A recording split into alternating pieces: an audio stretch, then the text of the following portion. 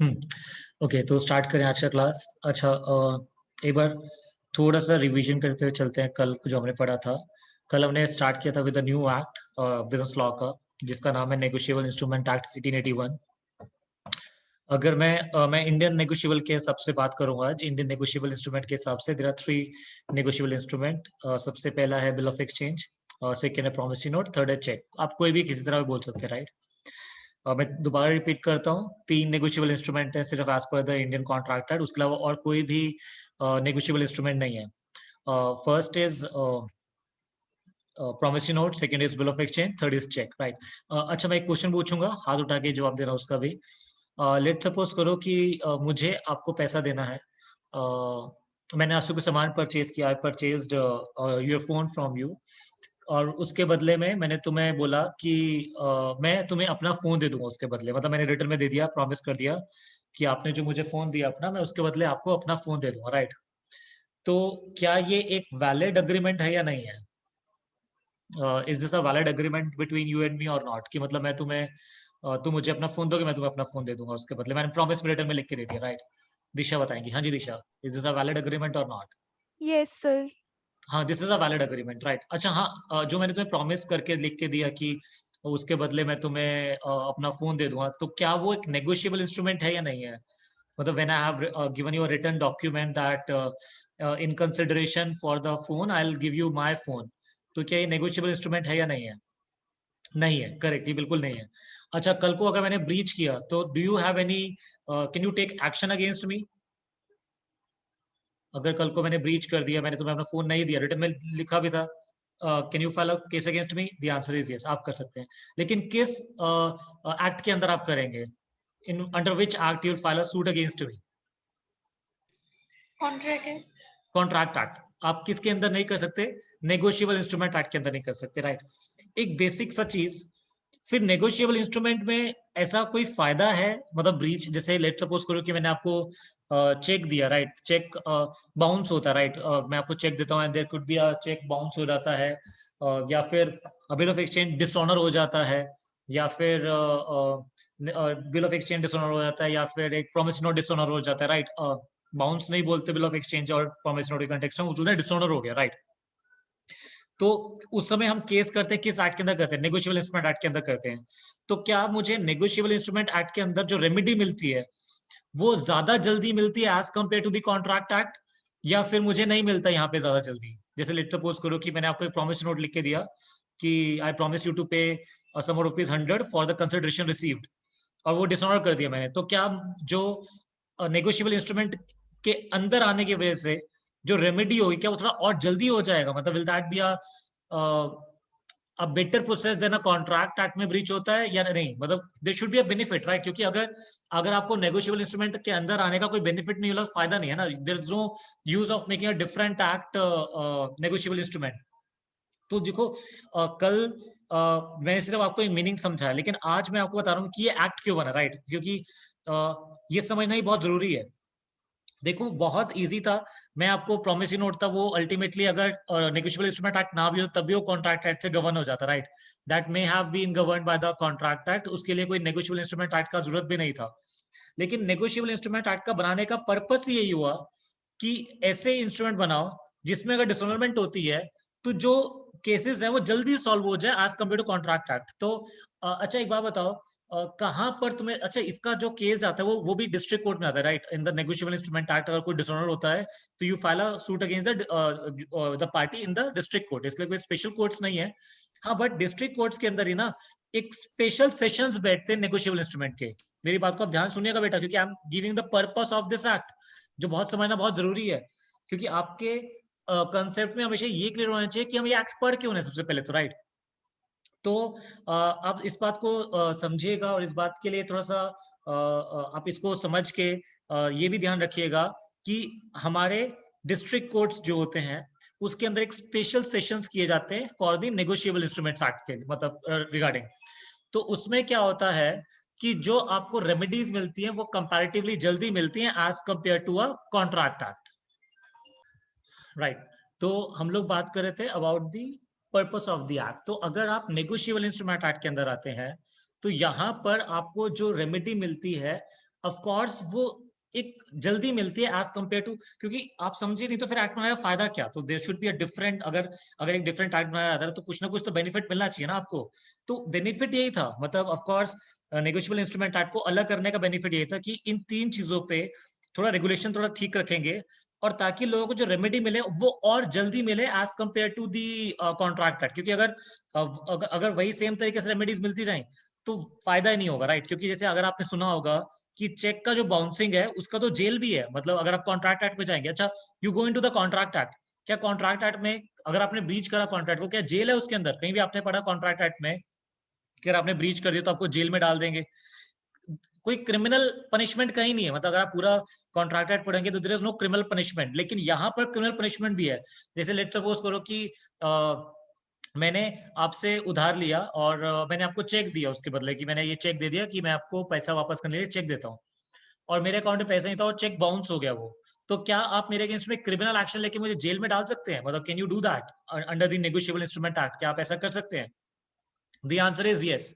तो यहाँ पर जो रेमेडीज हैं वो ज्यादा बेटर हैं या ज्यादा एडवांस्ड हैं as compare to the Indian contractor. इसीलिए लॉ ने बहुत सोच समझकर 3 चीजों को अलग रखा इन द नेगोशिएबल इंस्ट्रूमेंट। मैं दोबारा रिपीट करता हूँ, 3 चीजें कौन कौन सी हैं? Promissory note, bill of exchange और चेक, ताकि कल को अगर इसमें कुछ भी प्रॉब्लम होती है तो इसके अंदर आपको जो बेनिफिट मिलता है वो जल्दी मिले, इसलिए ऐसा किया गया, राइट? आई होप आपको क्लियर हुआ होगा why this act is made. Okay, तो कल का रिवीजन करते करते मैं एक बार आपको दोबारा बताता हूँ। जो डेफिनेशन है नेगोशिएबल इंस्ट्रूमेंट एक्ट की, हमने कल भी पढ़ा था, that is contain in section number 13। मैं रिपीट करता हूँ, सेक्शन नंबर 13 स्टेट करता है नेगोशिएबल इंस्ट्रूमेंट 3 तरह का होता है। एक होता है प्रोमिसरी नोट, एक होता है बिल ऑफ एक्सचेंज, और एक होता है चेक। ये ऑर्डर वाला भी हो सकता है और बियर वाला भी हो सकता है, उससे कोई मैटर नहीं करता, एज पर दी नेगोशिएबल इंस्ट्रूमेंट एक्ट मना नहीं करता है। ये पढ़ने के बाद, ये पैराग्राफ पढ़ने के बाद, we started with the section of 4, जिसमें हमने पढ़ा what is a promissory note. Promissory note एक इंस्ट्रूमेंट है, रिटर्न में होना जरूरी है, it should not be oral, और रिटर्न में होना जरूरी है। इसमें एक अनकंडीशनल अंडरटेकिंग होना चाहिए, that should also be unconditional, है ना, conditionally, which should be signed by the maker. पैसों का होना चाहिए जो सर्टेन पर्सन को मिलेगा, या उसके ऑर्डर पे किसी को और को दिया जाएगा, या फिर बियर को, द इंस्ट्रूमेंट को पैसा मिलेगा। सेक्शन 5 में हमने पढ़ा उसका बिल ऑफ एक्सचेंज का डेफिनेशन। डेफिनेशन बिल्कुल सेम है, थोड़ा बहुत डिफरेंसेस क्या है कि बिल ऑफ एक्सचेंज एक सेम है बात कि रिटर्न में होता है, ये भी एक इंस्ट्रूमेंट है जिसमें अनकंडीशनल ऑर्डर है। वहां अंडरटेकिंग थी, यहाँ पे ऑर्डर है, सर्टेन पर्सन को दिया जाता है कि ये पर्सन पैसा पे करेगा सर्टेन पर्सन को, या उसके ऑर्डर पे किसी को, या फिर बियर ऑफ द इंस्ट्रूमेंट को, उसको हम लोग क्या बोलते हैं? Bill of exchange, right? Okay. अच्छा, मैं एक एग्जांपल के तौर पे आपको एक बिल ऑफ एक्सचेंज बना के भी दिखाता हूँ आज भी दोबारा, ताकि हम लोग कुछ और भी उसमें चीजें डिस्कस कर लें कि कैसा होता है। Let's proceed further with the bill of exchange, है ना? मुझे पता है हम लोग चेक पढ़ रहे थे कल, चेक पे वापस आऊंगा मैं, राइट? ओके, तो सबसे पहले मैं डेट डाल देता हूँ आज का।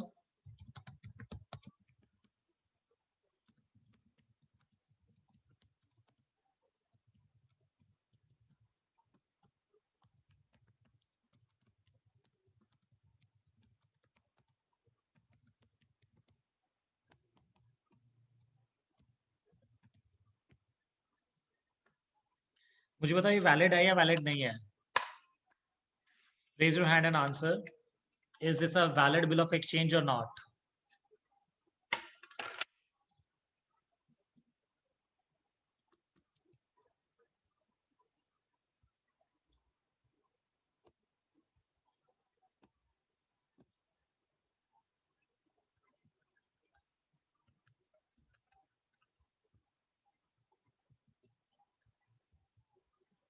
हाँ जी, रुचिका बताएंगे। रुचिका बताइए, ये वैलिड है या वैलिड नहीं है? सो वैलिड है। This is valid. ओके, और कौन बताएंगे? नसरीन बताएंगी। बताइए नसरीन, ये वैलिड है वैलिड नहीं है? सर वैलिड नहीं है क्योंकि कितना पैसा देना है वो स्पेसिफाइड नहीं है ना, कितना देना है। Correct correct Nasreen. रुचिका, आपको क्लियर हुआ बेटा? थोड़ा सा गड़बड़ हुआ, ये वैलिड नहीं है बेटा, क्योंकि यहाँ पे मैंने लिखा है I order mister Ankur to pay a sum of a certain sum of money. अच्छा, सर्टेन सम ऑफ मनी होना चाहिए, मतलब मनी लिखना क्या जरूरी है कि 100 रुपीज दूंगा? क्या that should be mention? Yes, ये लिखना वैलिड नहीं है बेटा, ये लिखना वैलिड होगा to pay I order mister Ankur to पे।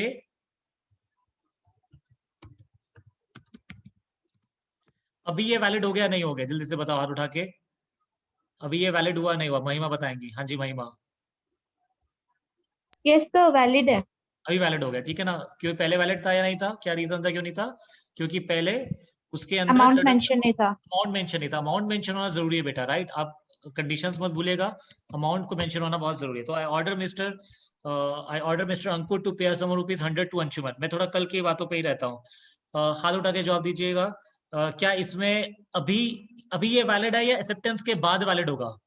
क्योंकि अभी तक अंकुर ने इसको एक्सेप्ट नहीं करा है, तो अभी ये वैलिड है या आफ्टर द एक्सेप्टेंस ऑफ अंकुर ये वैलिड होगा? दिशा बताएंगी। सर वैलिड है। ये वैलिड है, बिल्कुल वैलिड है। लेकिन लायबिलिटी किसकी है इसमें पे करने का? हु इज लायबल टू पे? आपकी। मैं लायबल हूं, बिल्कुल करेक्ट। अभी यहां पर एक्सेप्ट कर लिया इसको अंकुर ने, अभी ये वैलिड है, यस ये वैलिड है। लेकिन अब जो लायबिलिटी आ जाएगी वो किसकी पे करने आ जाएगी? प्राइमरीली अंकुर की। अंकुर ने नहीं पे किया तो ऑफ कोर्स मैं पे करूंगा किसको? अंशुमन को। करेक्ट। अच्छा नाउ अंशुमन ये देना चाहते हैं, मैं अंशुमन बोल रहा हूँ आज, लेकिन अंशुमन क्लास में ही नहीं है आज। तो अंशुमन ये देना चाहते हैं, लेट सपोज करो टू अनन्या को देना चाहते हैं ये बिल ऑफ एक्सचेंज। तो क्या अंशुमन ऐसा कर सकते हैं? Can Anshuman negotiate this bill of exchange to the Ananya? कैसा हो सकता है? ये सृष्टि बताइए। वैसा हो सकता है। बिल्कुल हो सकता है। कैसे करेंगे ये? How this can be done? Sir Ananya का नाम लिख के अंशुमन साइन करे, अनन्या साइन करे। अनन्या साइन करेगी। वो क्या लिखेंगी? Endorsed to Ananya and who will sign it? एक सेकंड रुकिएगा, अनन्या में डबल एन आएगा, सॉरी अनन्या। हाँ ओके, एंडोर्स्ड टू अनन्या। और यहाँ पे अंकुर क्या कर देंगे? साइन कर देंगे। सॉरी अंशुमन साइन कर देंगे। अच्छा ये कितनी बार ऐसे नेगोशिएट हो सकता है? लेट सपोज करो अब अनन्या के पास आ गया, अनन्या आगे किसी को देना चाहती है, तो कितनी बार ऐसा हो सकता है? मतलब till what it can be negotiated, how many times it can be negotiated, या till what time it can be negotiated? Let suppose करिए ऑन डिमांड है, इसको ऑन डिमांड ही बोलते हैं हम लोग, क्योंकि इसमें टाइम मेंशन नहीं किया, टाइम इंस्ट्रूमेंट नहीं है, तो इस ऑन डिमांड है। महिमा बताएंगी। हाँ जी महिमा, how many times you can negotiate it and it till what time? Sir जब तक वो एक बंदा विड्रॉ नहीं कर लेता अमाउंट तब तक। बिल्कुल ठीक है, लेकिन इसमें एक चीज आपको याद रखनी है। अच्छा ये कौन सा है? ये टाइम इंस्ट्रूमेंट है या ऑन डिमांड है? ऑन डिमांड है। ऑन डिमांड है, तो लेकिन ऑन डिमांड वाला ड्यू हो गया या ड्यू होगा अभी? सो ड्यू होगा, हुआ नहीं है। और ध्यान से, ऑन डिमांड वाला इंस्ट्रूमेंट अभी ड्यू होगा या हो चुका है? ऑन डिमांड वाला, ऑन डिमांड मतलब क्या? कभी पैसा मांग सकते हैं या एक टाइम के बाद पैसा मांग सकते हैं? हाँ तो कभी भी मांग सकते हैं, कभी मतलब ड्यू हो चुका है। तो ड्यू हो चुका है, लेकिन ड्यू होने तक कितने टाइम तक ये रिकवरेबल रहता है एक अमाउंट, टाइम बार ना हो? सर डेट तो मेंशन नहीं है ना। आज का डेट डाला बेटा, देखो डेट ऑफ मेकिंग है। तो लाइक वैसे नहीं, मतलब ऑन डिमांड है तो जब तक मतलब उसकी मर्जी है तभी भी मांग सकते हैं। हाँ मांग तो कभी भी सकता है, लेकिन एक हम लोग लिमिटेशन एक्ट नहीं भूलेंगे ना कि ड्यू डेट से 3 साल तक का रिकवरी रहती है, उसके बाद नहीं रहता। हाँ हाँ 3 साल उसको तक रिकवर कर सकते हैं। 3 साल तक ये रिकवर कर सकता है, लेकिन नेगोशिएट कितनी बार हो सकता है? वो आपने बिल्कुल ठीक बोला, it can be negotiated an number of time. जितनी बार आप इसको नेगोशिएट करना चाहते हैं वो नेगोशिएट हो सकता है। क्या तो कोई डाउट तो नहीं आया किसी का? Any doubt till here? No sir. Okay, मैं थोड़ा आगे चलता हूँ, let me go back to the book. उसके बाद हमने पढ़ना शुरू किया चेक। चेक भी एक बिल ऑफ एक्सचेंज होता है। Yes it's a bill of exchange, जो कि ड्रॉई हमेशा बैंकर होता है and it's always on demand instrument. Correct. Okay, पहले तो मैं थोड़ा ना चेक के बारे में बात करता हूँ। अच्छा अब मैं जो चेक के बारे में बात करूंगा दैट मे और may not come in the exams, लेकिन तुम्हारे नॉलेज के लिए बहुत जरूरी है ना, क्योंकि चेक बहुत नॉर्मल यूज होता है हर जगह, तो आपकी नॉलेज के लिए तो बहुत जरूरी भी है। और प्लस में पेपर में मे और मे नॉट कम, क्योंकि हम आपके सिलेबस में नहीं है, बट स्टिल आपको पता होना चाहिए। मतलब एक्ट के अंदर है but it's not in the syllabus, है ना? हाँ, सबने चेक देखा है? Let me draw a cheque. मैं आप लोगों के लिए चेक ड्रॉ करता हूँ। चेक जनरली बनता क्या है? ऐसे बनता है। तो लेट्स सपोज करो I have an account with HDFC bank, तो यहाँ पे लिखा होगा एचडीएफसी लिमिटेड का होगा ये चेक, बैंक का नाम लिखा होगा, यहाँ पे उसका ब्रांच लिखा होगा। Let's I am just take an example, sector 14 Faridabad. यहाँ पर डेट लिखा होगा, जगह होगा डेट डालने का यहाँ पर। उसके बाद लिखा होगा पे टू, ऑफ कोर्स यहाँ पे एचडीएफसी का बैंक का आईएफएससी कोड होता है, वो भी लिखा होगा। मतलब जो भी एक चीजें होती हैं, बैंक की चीजें होती हैं, वो सब लिखा जाएगा यहाँ पर। पे टू डैश लिखा होता है, आप सबने देखा चेक। और ऑर्डर यहाँ लिखा होता है अमाउंट डैश, और फिर यहाँ पे लिखा होता है अमाउंट जो आपको भरना होता है। यहाँ पर साइन करता है ड्रॉवर, साइन करता है, ड्रॉवर के साइन होते हैं इधर। और नीचे चेक नंबर लिखा जाता है, बैंक का MISCR कोड लिखा जाता है, ये सब चीजें होती हैं। और यहाँ पर ड्रॉवर का अकाउंट नंबर लिखा जाता है, ड्रॉवर का अकाउंट नंबर ड्रॉवर का, है ना। मतलब मैंने बहुत ही बेकार चेक बनाया, मैं थोड़ा अच्छा चेक बनाऊं क्या? लेट मी डू सर्टन मेहनत, मैं थोड़ा बड़ा चेक बनाता हूं, है ना। Let me make another check.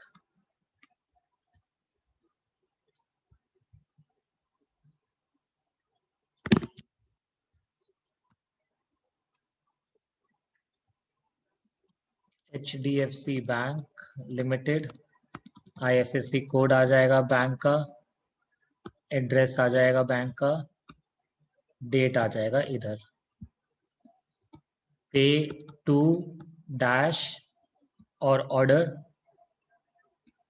Amount dash, तो यहाँ पर भी अमाउंट आ जाएगा।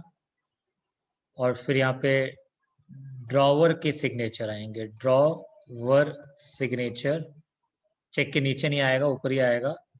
और यहाँ पे ड्रॉवर का अकाउंट नंबर लिखा जाएगा, और यहाँ पर चेक नंबर लिखा होता है नीचे, MICR कोड लिखा होता है, और ये सब चीजें। ये चेक है, एक नॉर्मल छोटा सा चेक बनाया मैंने, पहले से ही बहुत खराब बनाया मैंने। अच्छा ये चेक है, this is a cheque right. अच्छा लेट सपोज करो कि मुझे ये पे करना है, मैं बहुत बेसिक नॉलेज की बात कर रहा हूँ ना। लेट सपोज करो I have to pay 5000 to अंकुर, तो मैं क्या लिखूंगा यहाँ पे? मैं लिख दूंगा पे टू अंकुर, आज का डेट डाल दूंगा, today is 11th of May 2021। 5000 है तो मैं यहाँ पे लिख दूंगा 5000, और इधर मैं अमाउंट लिख दूंगा 5000, और इधर मैं अपने साइन कर दूंगा। सिर्फ सब चेक के अंदर होगा, सारा बाहर ऐसे नहीं होगा। तो मैंने साइन कर दिया, भर दिया। अच्छा now what will Ankur do? अच्छा मुझे कौन बताएगा? Raise your hand and answer. अब अगर ये चेक मैंने अंकुर को दे दिया, अब क्या प्रोसेस होता है? How this cheque will get clear? कैसे क्या होगा? कोई हाथ उठा के मुझे बताओ, how the clearing cycle will take place? कैसे किया जाएगा ये? अंकुर बताएंगे, अंकुर, क्योंकि अंकुर के पास चेक है, तो अंकुर बताएंगे कैसे करेंगे। अंकुर, हाँ जी। सर ये चेक हम अपना बैंक में जमा कर देगा और उन लोग इसको ओके, किस अकाउंट में बैंक है आपका? किस बैंक में अकाउंट है आपका? Federal bank. फेडरल बैंक, तो आप फेडरल बैंक में जाके ये चेक दे देंगे, ठीक है। उसके बाद क्या होगा? फेडरल बैंक क्या करेंगे? एक डिपॉजिटिंग स्लिप में मेरे को भरना पड़ेगा ये, और चेक जमा कर देगा और उन लोग कैश करके मुझे दे देगा। नहीं, वो आपको कैश देंगे इसके बदले में, या आपके अकाउंट में पैसा आएगा? मतलब हाउ विल दिस बी मेरे डन? अकाउंट में पैसा आएगा। कैसे आएगा? मतलब फेडरल बैंक क्या करेंगे? What would federal bank do? Sir ये क्या मतलब चेक लेके या आपके बैंक से कंफर्म करके? तो फेडरल बैंक ये चेक उठाकर क्लियरिंग हाउस को देगा। मतलब मैं थोड़ा सा जनरल बात कर रहा हूँ, तो ये cheque federal bank clearing house में देगा। क्लियरिंग हाउस जनरली RBI रहता है हमारे देश में, करेक्ट। तो ये चला जाएगा, फेडरल बैंक दे देगा to the clearing house. Clearing house क्या बोलेगा? Clearing house will tell HDFC to pay 5000 to federal bank. HDFC को बोलेगा साहिल के अकाउंट से 5000 को डिडक्ट करो और फेडरल बैंक को पे करो। अब HDFC चेक करेगा कि साहिल के अकाउंट में इतना पैसा है या नहीं है। अच्छा, क्या ये चेक HDFC बैंक के पास आएगा, नहीं आएगा? यस, मतलब क्लियरिंग हाउस, मतलब Federal bank will give this cheque to the clearing house. Clearing house ये चेक देगा टू HDFC बैंक, बोलेगा देखो चेक दिया साहिल ने, पे मी 5000 रुपीज, मैं जाके फेडरल बैंक को दूंगा।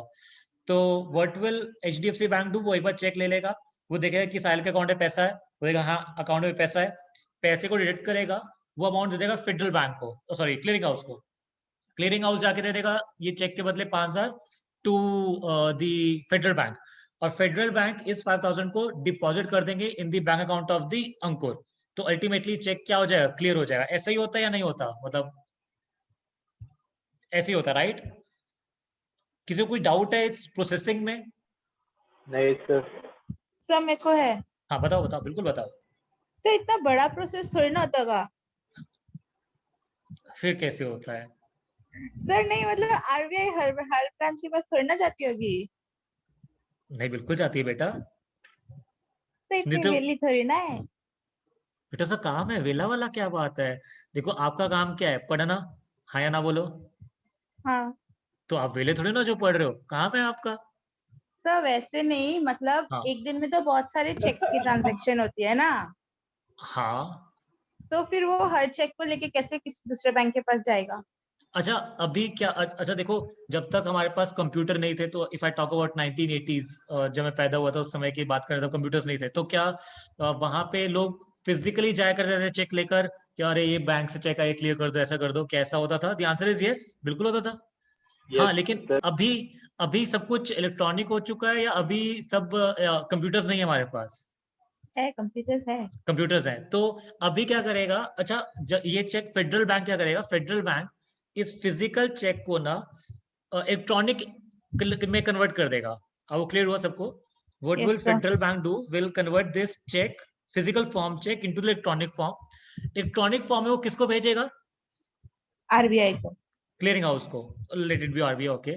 फिर क्लियरिंग हाउस किसको सेंड करेगा? अब वो क्लियरिंग हाउस इलेक्ट्रॉनिकली सब कुछ करेगा, या सब कुछ कैसे फिजिकली होगा, इलेक्ट्रॉनिकली होगा? क्लियरिंग हाउस किसको भेज देगा ये चेक? टू दूसरे बैंक को, पता नहीं क्या नाम। एचडीएफसी को। एचडीएफसी। करेक्ट। तो एचडीएफसी के पास चेक आ जाएगा, एचडीएफसी अकाउंट में चेक करेगा पैसा है या नहीं है मिसाइल के अकाउंट में, पैसा होगा तो उठा के दे देगा क्लियरिंग हाउस को। क्लियरिंग हाउस इलेक्ट्रॉनिकली पैसा उठाएगा, इलेक्ट्रॉनिकली पैसा देगा फेडरल बैंक को, इलेक्ट्रॉनिकली फेडरल बैंक किसके अकाउंट में जमा करा देगा पैसा? अंकुर के। अंकुर के अकाउंट में। तो अभी ये सारा जो काम हो रहा है वो सारा इलेक्ट्रॉनिकली हो रहा है या फिर फिजिकली हो रहा है? इलेक्ट्रॉनिकली हो रहे। अच्छा इलेक्ट्रॉनिकली भी अगर हो रहा है तो ये सब सॉफ्टवेयर मैनेज कर रहा है, मतलब सब कुछ सॉफ्टवेयर कर रहा है, या अभी भी कोई जैसे एंटर मारता हुआ, ठीक है एंटर अब जाएगा ये, या सब कुछ अब सॉफ्टवेयर ही सब कुछ कर रहा है कि जैसे ही आएगा अपने आप ही चला जाएगा ये? तो मुझे कैसे पता। नहीं नहीं मैं बता रहा हूँ, okay this was very logical. हाँ मतलब अब सब कुछ सॉफ्टवेयर करता है, मतलब you don't have to do anything, मतलब अभी कोई फिजिकल कुछ हो ही नहीं रहा। सॉफ्टवेयर इतना रोबोटिक सॉफ्टवेयर हैं ये, मतलब robotic software I mean to say, जैसे एटीएम्स होते हैं, अब जैसे अब एटीएम में कार्ड डालो अपना पैसा दे देता है, तो ये सब अब सॉफ्टवेयर ना अपने आप काम करते हैं। मतलब जैसे ही cheque federal bank electronic image create करके क्लियरिंग हाउस को देगा, ऑटोमेटिकली क्लियरिंग हाउस से वो अपने आप चला जाएगा to the HDFC bank automatically वो सब सॉफ्टवेयर चेक करेगा, कोई बंदा चेक नहीं करेगा, ऑटोमेटिकली वो चेक होगा कि साहिल के अकाउंट में पैसा है नहीं होगा तो निकल के क्लियरिंग हाउस के पास चला जाएगा। क्लियरिंग हाउस के पास आने के बाद automatically it will go to the federal bank automatically किसको दे देगा? अंकुर दे। तो everything is software now. Sir तो ये बहुत फास्ट होता होगा ना। करेक्ट। अच्छा आप देखो, जनरली आप देखो 48 आवर्स लगते हैं एक चेक क्लियर होने में, डिफरेंट बैंक के। If the bank is different, जैसे मेरा अकाउंट है एचडीएफसी में, Ankur has an account with the federal, तो इसमें अल्टीमेटली आज भी 48 आवर्स तो मिनिमम लगता है, टू मिनिमम तो नहीं मैक्सिमम, सॉरी मैक्सिमम 48 आवर्स लगते हैं एक चेक को क्लियर होने में, क्योंकि सब कुछ सॉफ्टवेयर के थ्रू होता है, बट स्टिल क्लियरिंग में टाइम लगता है। Yes. आपको आ क्लियर गया हुआ समझ में। कैसा आ चेक गया। क्लियर होता है? Yes sir. करेक्ट करेक्ट, सबको क्लियर हो गया, कोई डाउट तो नहीं? हाँ हाँ जी सृष्टि। सर चेक को क्रॉस नहीं करना होगा क्या? मैं I'll come to this, मैं भी धीरे धीरे सारा पॉइंट लेता हूँ। ओके। हाँ तो ये मैंने एक बहुत छोटा सा आपको प्रोसेस बता दिया चेक को क्लियर करने का। करेक्ट। अच्छा अब मैं बात करता हूँ जनरली, एक पहले एक और बात बेसिक बात करता हूँ, फिर आई कम टू सृष्टि, जो सृष्टि ने पूछा मैं उस पर भी आता हूँ फिर।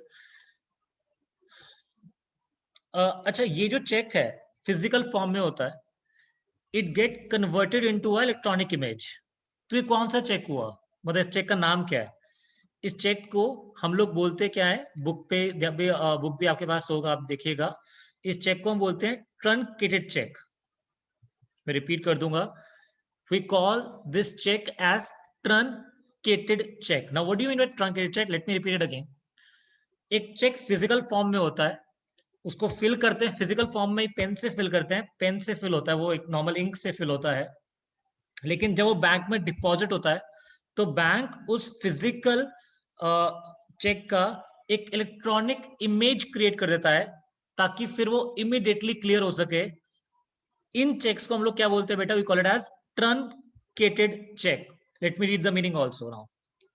तो ट्रंकेटेड चेक क्या होता है? मीन्स अ चेक, एक ऐसा cheque which is truncated, truncated मतलब इलेक्ट्रॉनिकली इमेज में कन्वर्ट होता है during the course of clearing cycle. इसे कौन कन्वर्ट करता है इलेक्ट्रॉनिक फॉर्म में? या तो क्लियरिंग हाउस करता है, या तो जिसको बैंक को पैसा पे करना होता है वो करता है, या जिसको पैसा रिसीव करना होता है, कोई ना कोई तो इसको इलेक्ट्रॉनिक इमेज में क्रिएट करता है। इमीडिएटली सारे काम होते हैं इलेक्ट्रॉनिक इमेज में क्रिएट होने के बाद, ताकि फिजिकल मूवमेंट अब ना हो चेक की। इसको हम लोग क्या बोलते हैं बेटा? Truncated check. आपको ट्रंकेटेड चेक क्लियर हो गया? But do you mean truncated check? यहाँ तक कोई डाउट किसी को? सॉरी, किसी को ट्रंकेटेड चेक में कोई डाउट है कि क्या होता है? What is truncated check? Nobody is raising the hand. I hope सबको क्लियर हो गया। अच्छा, जब एक चेक फिजिकल फॉर्म में नहीं होता, वो बनता ही सॉफ्टवेयर के थ्रू है। ध्यान से, अ चेक विच इज मेड। अच्छा, सिग्नेचर आपने देखे होंगे, सिग्नेचर करते हैं। एक तो ये वाला सिग्नेचर जो मैं यहाँ पे करता हूँ, वर्ड की फाइल पे करता हूँ, तो पेन से कर देता हूँ मैं, राइट? आपने सुना होगा DSC के बारे में, कभी सुना होगा तो मैंने कभी शायद कंपेयर लॉ में भी आपसे जिक्र किया होगा। डिजिटल सिग्नेचर सर्टिफिकेट, मतलब आपके जो साइन होते हैं वो डिजिटली भी होते हैं। मतलब you can sign the document digitally also. जैसे अगर आप PDF भी देखते हैं, जो PDF ओपन करते हो आपने कंप्यूटर पे, तो ये भी डिजिटली साइन होते हैं। अगर आपने किसी भी डॉक्यूमेंट पे देखा हो डिजिटली साइन डॉक्यूमेंट, कोई देखा है कोई ऐसा? Have anyone seen? मतलब मैं आई am just talking a very normal thing. मतलब इट्स नॉट नेसेसरी कि साइन सिर्फ पेन से हो सकता है। आजकल इतना ज्यादा सॉफ्टवेयर बन चुके हैं जो they can allow you to sign it digitally also, right?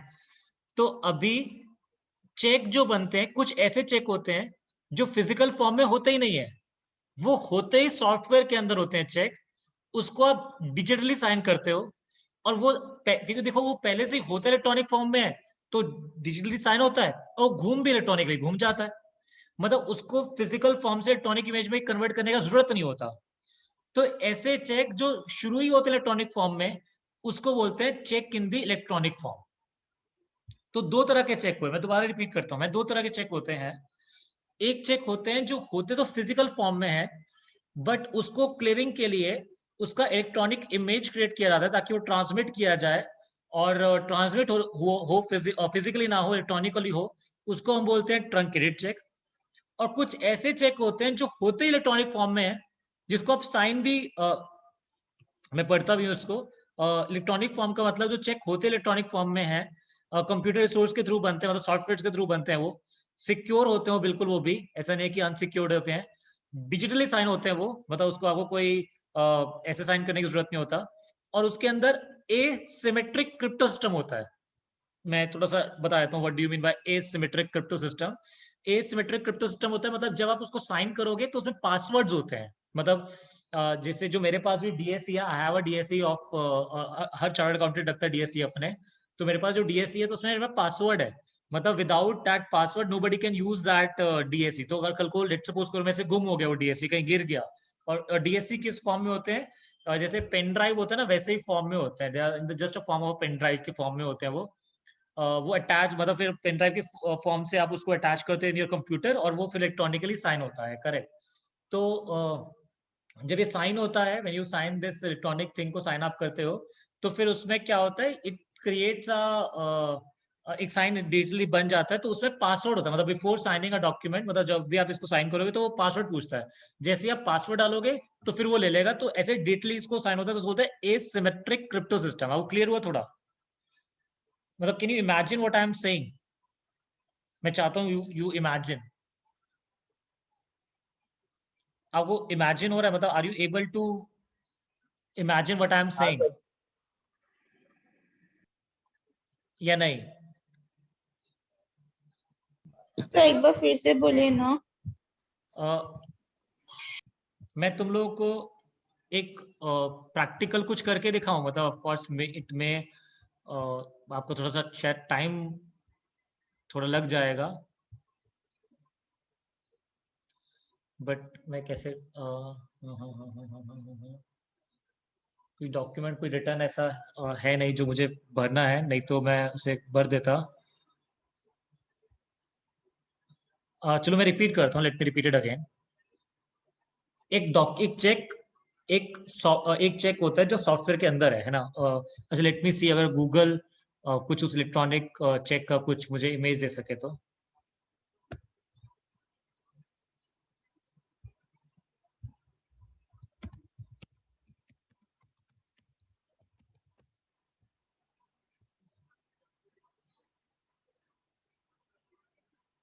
अच्छा हाँ, मैं आपको वैसे ही जनरली बताता हूँ। आप लोगों ने वो तो देखी हो ना, आरटीजीएस होती है, एनईएफटी होती है, ये सब तो देखा होगा राइट या नहीं? ये तो बहुत देखा होगा देखा है ना। सर। हाँ आरटीजीएस ऑनलाइन ट्रांसफर हो जाता है अकाउंट से, तो वो कैसे होता है? मतलब पासवर्ड्स होते हैं उसमें, या विदाउट पासवर्ड वो चले जाते हैं? मतलब how you transfer the money? Password password passwords देना होते हैं, पड़ता मतलब है जब सर। आप उसे मतलब भेजोगे, जैसे मैं नेट बैंकिंग यूज करता हूँ तो उसके लिए पासवर्ड होते हैं, तभी वो जाएगा, नहीं तो नहीं जाएगा। In the same way cheque बनेगा और वो साइन होके जाएगा जब मैं उसे पासवर्ड दूंगा। मतलब टिल द टाइम मैं उसे पासवर्ड नहीं दूंगा तब तो वो जाएगा नहीं। और अरे मैं आपको वो बताता हूँ, डेबिट कार्ड आप स्वैप करते हैं, when you swap a debit card, तो डेबिट कार्ड जब आप स्वैप करते हैं तो उसके अंदर क्या आप पिन कोड डालते हैं, और विदाउट पिन कोड वो पैसा चला जाता है?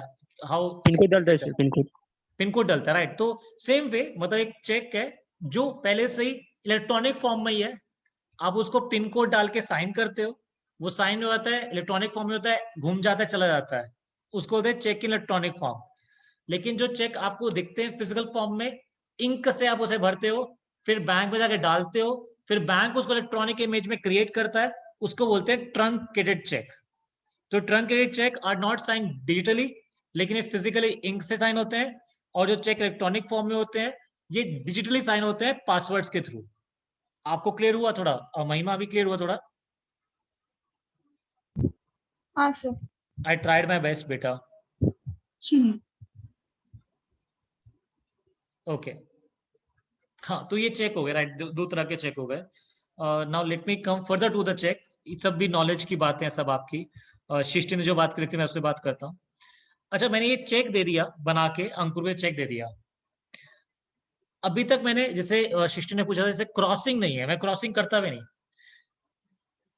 अच्छा एक मुझे बात बताओ, क्या अंकुर ये मेरे बैंक के पास एचडीएफसी के पास जाके कैश मांग सकता है? मैं ये चेक दे दी मैंने अंकुर को, अंकुर इसको जमा नहीं कराना चाहता अपने अकाउंट में, अंकुर डायरेक्टली चला गया मेरे एचडीएफसी बैंक के पास, चला गया, अरे ये साहिल ने 5,000 का चेक दिया है, इसको क्लियर करके मुझे इसके अकाउंट से पैसे निकाल के फिजिकली मुझे कैश पे कर दो। क्या अंकुर यस ऐसा सर। कर सकता है? हाँ सर। हाँ सर। हाँ सर। हाँ बिल्कुल कर सकता है। तो ये प्रॉपर्टी तब होती है जब चेक में क्रॉसिंग नहीं है, मतलब you don't see any crossing here, account pay check नहीं है सर। अकाउंट पे चेक नहीं है, क्रॉसिंग नहीं है, तो ये सब चीजें होता है। मतलब यहाँ पर इस चेक के अंदर जरूरी नहीं है कि अंकुर को फेडरल बैंक के पास जाना है, फिर फेडरल बैंक क्लियरिंग हाउस हो जाएगा, ऐसा कुछ होगा, ऐसा कोई जरूरत नहीं है। अंकुर डायरेक्टली चला जाएगा मेरे बैंक के पास, एचडीएफसी के पास, ये चेक दिखाएगा और पैसा लेकर आ जाएगा। हाँ अगर मैंने अंकुर को ये चेक दिया ऐसा क्रॉस करके, तो क्या अब अंकुर मेरे बैंक के पास जाके मांग सकता है इसको? No sir. नहीं कर सकता। नहीं सर। अब अंकुर के लिए ये जरूरी होगा कि अंकुर को ये चेक कहाँ जमा कराना पड़ेगा? अपने उसके फेडरल बैंक अकाउंट में। बैंक अकाउंट पे। तो मतलब क्रॉसिंग का मतलब क्या होता है कि जो पेमेंट बैंकर है, देखो मैं दो बैंकर बोलता हूँ, एक पेमेंट बैंकर, एक रिसीविंग बैंकर। जैसे पेमेंट बैंकर कौन है मेरे केस में, who is the payment banker, कौन पे कौन करेगा इस केस में? HDFC bank. HDFC the payment banker. तो अगर इस पे क्रॉसिंग नहीं है, if there is no crossing on the cheque, मैं यहां से क्रॉसिंग को हटाना चाहता हूं, एक मिनट रुकेगा, लेट मी।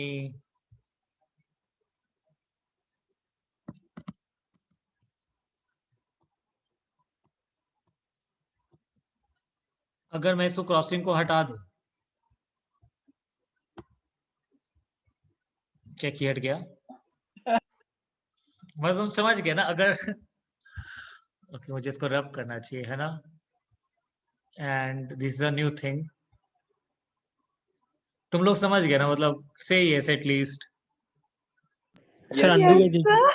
समझ समझ गए ना। तो अगर मैं इसको इस क्रॉसिंग को हटा दूंगा तो payment banker can pay this to any person या only to a bank, what do you say? any person. नहीं, वैसे एनी पर्सन भी होना चाहिए। पेमेंट बैंकर जिसका कैन पे नाम दिस लिखा टू है, अंकुर, हाँ करेक्ट, अंकुर को पे कर सकते हैं, जिसका राइट, और किसी नाम को नहीं। लिखा है। अंकुर को पे कर सकते हैं और अंकुर के बैंकर को पे कर सकते हैं, दोनों को पे कर सकते हैं, एक को, हाँ ये क्वेश्चन होना चाहिए था। If there is no crossing on the check, then payment banker can make this payment either to the Ankur or either to the Ankur's banker. हाँ, लेकिन अगर क्रॉसिंग हो गया, if the crossing has been done, तो फिर वो check सिर्फ और सिर्फ HDFC किसको पे करेगा, और टू अंकुर या अंकुर के बैंकर को? उनके बैंक बैंकर को। बैंक ऑफ फेडरल अंकुर के बैंकर को, और किसी को पेमेंट नहीं करेगा। आपको क्लियर हुआ नहीं हुआ? मतलब are you getting the meaning of the crossing? Yes sir yes sir. Correct. अच्छा, अभी ये चेक मैंने दे दिया अंकुर को, यहाँ पे अंकुर का नाम भी लिखा हुआ है, अंकुर नाम लिखा हुआ है, करेक्ट। अच्छा, अंकुर के नाम के बहुत सारे लोग हो सकते हैं या सिर्फ there is only one Ankur in this India? बहुत सारे लोग होते हैं। बहुत सारे अंकुर है इस देश में, है ना। अच्छा, क्या अंकुर अच्छा पहले बताओ, क्या ये अंकुर किसी को आगे एंडोर्स कर सकता है? Can Ankur endorse this cheque to Anshuman? नहीं कर सकता सर, No, अंकुर sir. का अगर नाम लिखा है तो। हाँ, अंकुर का यहाँ पे नाम लिखा है, सबके सामने है। क्या अंकुर इस चेक को आगे एंडोर्स करके किसी को नेगोशिएट कर सकता है? नहीं सर। नहीं sir. Okay, Mahima and Piyush has said directly no to this thing. क्या everyone agree with them? The question, let me repeat the question. Can Ankur endorse and negotiate it further to anyone, like to Ananya or anyone else? Ananya, Sahil, Disha, सबको कर सकता है या फिर नहीं? तो अगर करना होगा तो उसको नहीं, you new have to cheque raise your drop hand करना। and answer, है ना। फिर कंफ्यूजन होगा। रुचिका बताएंगी। हाँ जी रुचिका। नहीं कर सकता क्योंकि उसका नाम लिखा हुआ है। ओके, तो रुचिका बहुत ध्यान से मेरे क्वेश्चन को सुनना। तो मतलब अगर आपने किसी भी नेगोशिएबल इंस्ट्रूमेंट में पे का नाम लिख दिया तो मतलब that can not be negotiated further.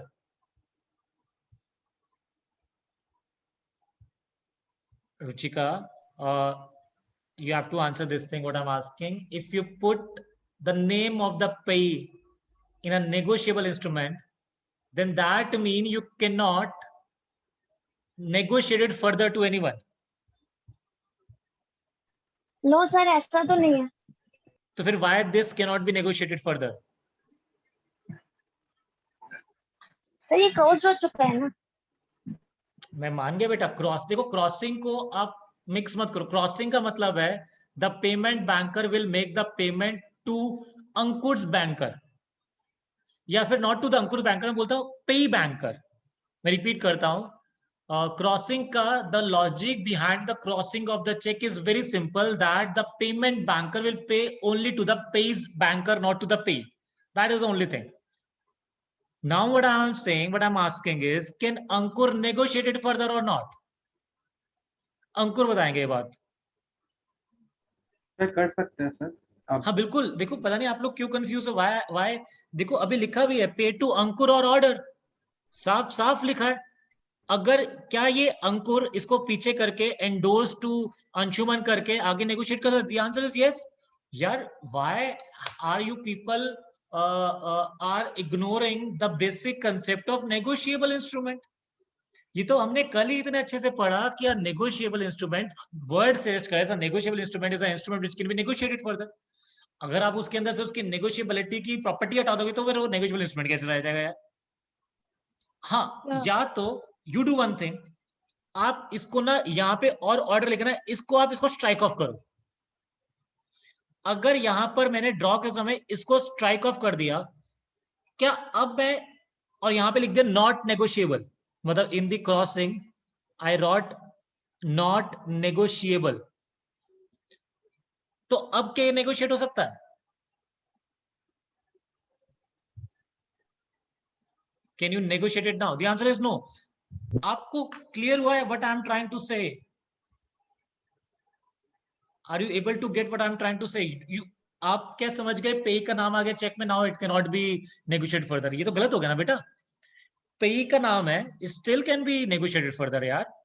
अगर आप उसको नेगोशिएशन की प्रॉपर्टी को हटाना चाहते हो, ये और ऑर्डर वर्ड को स्ट्राइक ऑफ करो, नोट नेगोशिएबल लिखो, अब नहीं हो सकते नेगोशिएट। अच्छा, अगर आपको फर्दर चाहते हो कि और भी इसमें और भी आप ऐड करना चाहते हो चीजें, आप क्या करो, अंकुर का यहाँ पे ब्रैकेट में अकाउंट नंबर लिख दो, क्योंकि अंकुर तो बहुत सारे लोग हो सकते हैं, लेकिन अंकुर का अकाउंट नंबर कॉमन, मतलब वो एक एक अकाउंट नंबर यूनिक होता है, वो किसी अलग नहीं हो सकता। तो यहाँ लिख दो पे टू अंकुर, अंकुर का यहाँ पे अकाउंट नंबर लिख दो, मतलब यहाँ पे you right the account number of the pay. अब ये आगे नेगोशिएट हो पाएगा? अब तो बिल्कुल नहीं हो सकता। मतलब आपको, अगर आप चाहते हो कि ये नेगोशिएट ना हो चेक, आपको उसके अंदर कुछ काम करने पड़ेंगे। सिर्फ अंकुर लिखने से ऐसा नहीं होगा कि वो नेगोशिएट नहीं हो सकता। You getting what I am trying to explain you here? Sir हाँ बिल्कुल, बताइए महिमा, बताइए बताइए। सर ये और ऑर्डर लिखा हुआ होता है क्या चेक पे? बिल्कुल, आप चेक उठाओ, घर पे कोई है अभी? सर है, पापा है। हाँ तो चेक मांगो, लेकर आओ चेक। बस उनको पहले क्लियर कर देना, एग्जांपल है ये, ना उनको लगे कि तुम उनकी प्रॉपर्टी में से पैसा ले रहे हो। तुम चेक करो, तो वो उसमें नहीं लिखा सर, होगा पर ये और ऑर्डर। मतलब, पर फिर भी सर अंकुर का नाम है तो अंकुर को पैसे मिलने चाहिए ना, अंकुर और आगे क्यों फॉरवर्ड करेगा? क्यों? अंकुर को किसी और को देने थे, उसने चेक किसी और को दे दिया। नेगोशिएबल सर इंस्ट्रूमेंट का पर तो मतलब बैंक ही वाले होता तो है। पूछेंगे ना कि ये अंकुर के नाम का चेक है तो तुम क्यों दे रहे हो? क्यों? अंकुर ने लिखा ना पीछे एंडोर्स टू दिस वन, वो क्यों पूछेंगे? अच्छा, पीछे लिखना भी पड़ेगा? ऑफ कोर्स, अगर आप इसको नेगोशिएट करोगे, पे सर्टेन है इसमें। अगर पे ये ऑर्डर इंस्ट्रूमेंट है, this is not a bearer instrument, तो एक ऑर्डर इंस्ट्रूमेंट है। अगर आप इसको आगे नेगोशिएट करना चाहते हो तो आपको इसको पहले एंडोर्स करना पड़ेगा, फिर नेगोशिएट हो सकता है। तो फिर बैंक वाले उसको कुछ पूछेंगे नहीं, मतलब अंकुर को जिसने चेक दिया था? क्यों पूछेंगे यार? तो वो कंफर्मेशन के लिए। नहीं, क्यों? उसको क्या मतलब? अंकुर ने दिया टू एनीवन, उसको क्या मतलब? अच्छा, मैंने आपको सर चेक दे दिया, अपना चेक दे दिया, आप जाके चेक क्लियर कराते हो, तो क्या मेरे से बैंक वाला पूछते फोन कर, अरे तूने महिमा को पैसे क्यों दिया है? नहीं, क्यों? उसको क्या, मेरे को पैसे देने का है, देने का है। तो उनको मेरा अगर पैसा आपके अकाउंट में है। सिग्नेचर पे डाउट होते तब तो पूछते हैं। हाँ लेकिन अगर देखो, बैंकर, पेमेंट बैंकर, महिमा ध्यान से, पेमेंट बैंकर के पास सिर्फ ड्रॉवर के सिग्नेचर होते हैं, करेक्ट? तो उसको तो मतलब ही नहीं ना उसके बीच में कितने पे है कि नहीं है, उसको तो मतलब ही नहीं, उसको तो लास्ट पे होगा, उसको पे करना है, खत्म बात। हाँ, वो ड्रॉवर के सिग्नेचर देगा, दैट शुड मैच बस। मतलब यहाँ पे वो साहिल के सिग्नेचर देगा, अगर वो मैच हो जाएगा वो क्लियर करेगा, 100% क्लियर करेगा वो। सर अभी एक और डाउट है। हाँ बोलो बोलो। सर अभी जैसे कि अंकुर को आपने चेक दिया, करेक्ट, उससे वो चेक गुम हो गया, ठीक है। तो वो चेक के पीछे तो मतलब कोई बंदा अपना नाम लिख के बोल सकता है ना, एंडोर्स टू तो ये इसमें क्या होता है बेटा, मैं आपको नॉलेज के लिए बता रहा हूँ। इसमें क्या होता है, अंकुर ने मुझे फोन कर दिया कि साहिल मेरे से ना फोन गुम हो गया, और सॉरी मेरे से चेक गुम हो गया। तो ये चेक नंबर है ना, जो नीचे यहाँ पे चेक नंबर लिखा होता है, मैं अपने ना Yes, बैंक sir. में फोन करके इस चेक नंबर को ब्लॉक कर दूंगा। मतलब मैं अपने बैंकर को, I will give a direction to my banker कि इस चेक से कोई भी अगर क्लियर कराना है, डोंट क्लियर दिस चेक, क्योंकि ये चेक गुम हो चुका है जिसके पास था, ये चेक बिल्कुल क्लियर नहीं होना चाहिए। तो उसके बाद payment banker as per my direction will not clear this cheque. अगर वो करता है तो पेमेंट बैंकर रिस्पॉन्सिबिलिटी लेगा फिर उस केस में। Okay sir, thank you. Sir वो एंडोर्स करते समय क्या चेक के पीछे लिखेगा? और हाँ पीछे लिख देगा, करेक्ट, वही जैसे लिखते हैं एंडोर्स टू, नाम लिख देगा, खत्म।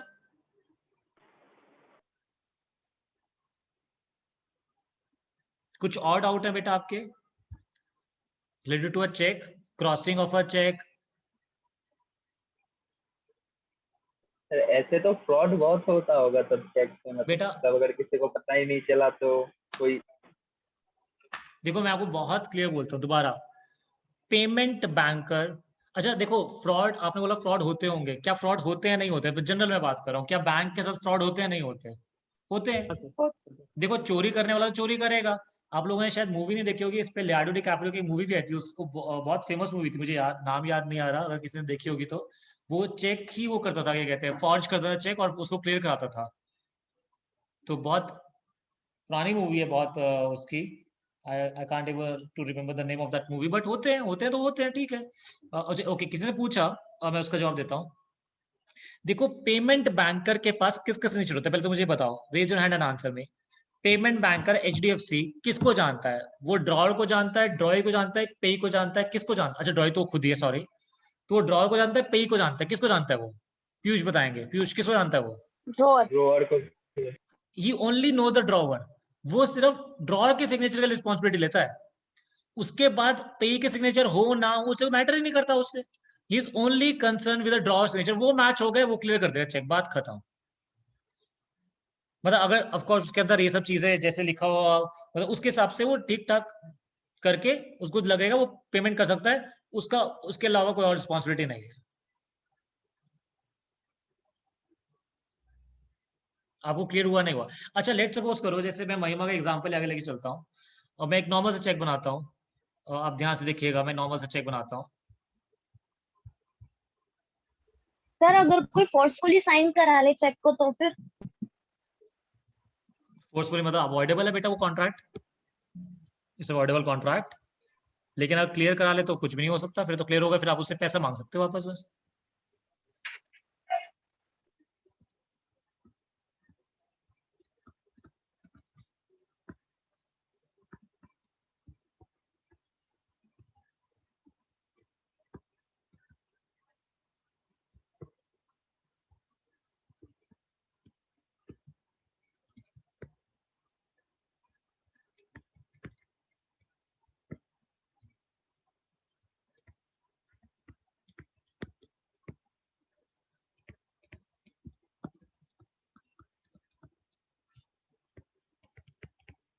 ओके ये चेक मैंने एक बना दिया, राइट। नॉर्मल सी बातें कर रहे हैं हम लोग अभी, जस्ट फॉर योर नॉलेज सब बातें चल रही हैं। यहाँ पे मैंने लिख दिया पेड टू, यहाँ मैंने साइन कर दिया, यहाँ मैं लिख दिया पेड टू अंकुर, अमाउंट डाल दिया मैंने 5000, यहाँ पे लिख दिया 5000, यहाँ मैंने डेट भी डाल दी 11 मई 2021। अंकुर से चेक गुम हो गया, करेक्ट। मैं नॉर्मल सी बात कर रहा हूँ, आप जो मेरे से बात पूछना आ रहे हैं मैं वही बता रहा हूँ आपको। अंकुर से चेक गुम हो गया, किसी को मिला, लेट्स सपोज करो अंशुमन को मिला, तो अंशुमन ने क्या किया, इसके पीछे लिख दिया एंडोर्स्ड टू अंशुमन, और उसने अंकुर के साइन कर दिए, करेक्ट। और वो चला गया HDFC बैंक में चला गया। अंकुर ने मुझे कभी फोन नहीं किया कि ऐसे ऐसे मेरा चेक गुम हो गया है, अब उसको चेक को स्टॉप कराओ, कुछ भी नहीं करा। अंशुमन गया अंकुर बन के, अंशुमन गया अंशुमन बन के, क्योंकि उसने बोला एंडोर्स कर दिया। मेरे बैंक ने सिग्नेचर चेक करे, साहिल के सिग्नेचर मैच हो रहे थे, और पैसा पे कर दिया अंशुमन को। क्या मेरा बैंक लायबल है या नहीं है? इज माय बैंक लायबल नहीं है और नॉट लायबल? बैंक लायबल नहीं है। बैंक लायबल नहीं है, बिल्कुल यस सर बैंक लायबल है। बैंक लायबल है। रुचिका, रुचिका कहाँ गई? यस सर उस पे कोई इंस्ट्रक्शंस थोड़ी ना आई थी अभी। हाँ तो नहीं, बैंक ने पेमेंट कर दी तो बैंक रिस्पॉन्सिबल है वापस करने के लिए, या जो हो गया हो गया? सर जो हो गया वो हो गया। हाँ अभी ठीक हो गया। हाँ हाँ मतलब अब बैंक का, हाँ मतलब बैंक सिर्फ किसको मैच करता है? बैंक मैच करता है साहिल के सिग्नेचर को, वो मैच हो गया, खत्म बात, वो चेक क्लियर हो जाएगा। हाँ तो मतलब अगर पेई के साइन फॉर्ज है, if the sign of the payee is forge, और फिर भी बैंकर ने उसे क्लियर कर दिया, if the banker still clears it, banker is not responsible, जो हो गया वो हो चुका है। अब देखो मैं स्टेटमेंट को चेंज कर रहा हूं, I am changing the question what I am asking. किसी ने मेरा चेक ले लिया, चेकबुक ले ली, और मेरे साइन फॉर्ज कर दिए, मैंने साइन नहीं किया, किसी ने फॉर्ज कर दिया साइन को। कोई बैंक के पास जाके पैसा निकाल लाया मेरा फॉर्ज साइंड पे, क्या मैं बैंक से पैसा रिकवर कर सकता हूँ?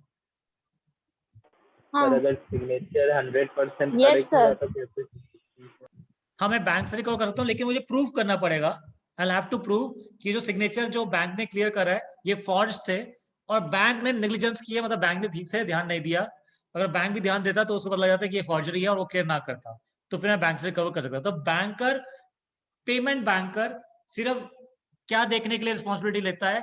ड्रॉवर के सिग्नेचर को, बस। उसके अलावा पे के सिग्नेचर फॉर्ज हो ना, उससे बैंकर को मतलब नहीं होता, वो तो पेमेंट कर दिया और खत्म हो जाएगा, उसका रिस्पॉन्सिबिलिटी नहीं है, खत्म बस। वो क्लियर हुआ नहीं हुआ?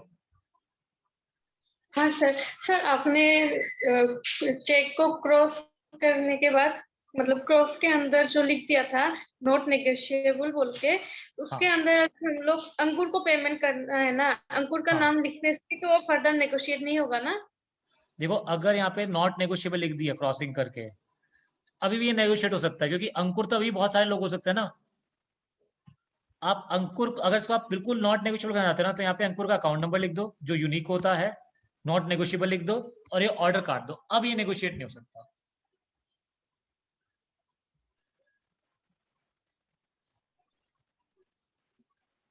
अब वो क्लियर हो गया नहीं हो गया नसरीन?